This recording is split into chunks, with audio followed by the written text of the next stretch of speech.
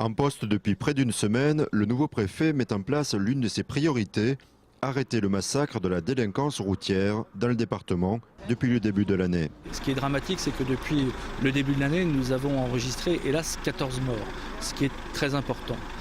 Donc nous devons nous mobiliser pour que les conducteurs comprennent que les forces de l'ordre sont présentes sur le territoire, soient visibles et soient là aussi pour sanctionner. Et les comportements les plus inadmissibles seront durement sanctionnés. Ce que je veux, c'est qu'on puisse rouler en tranquillité sur les routes de l'Aube, de jour comme de nuit. Hier soir, dans tout le département, gendarmes et police ont été mobilisés pour effectuer des contrôles routiers. Ces opérations vont se multiplier les week-ends et en semaine, de jour comme de nuit. Il s'agit d'un contrôle alcoolémique. Monsieur va se prendre le ballon. Vous me présenterez le papier après. Voilà, ça me suffit. Bon, le dépistage est tout à fait négatif.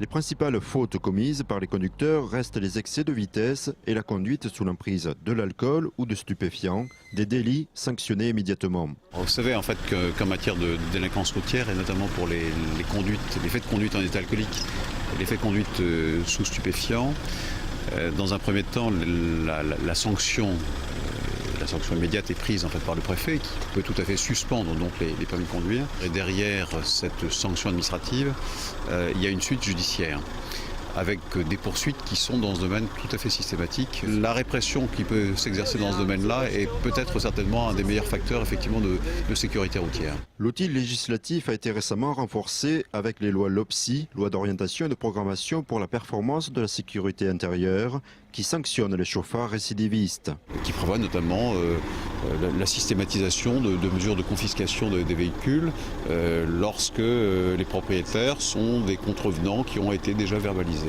Il y a là-dedans véritablement une aggravation de la répression et ça c'était un signe fort. Et les conducteurs considèrent qu'ils peuvent impunément effectivement rouler de façon dangereuse. On va leur démontrer le contraire. Dans l'Aube, lors du premier trimestre, le nombre de tués sur les routes a augmenté de 550%.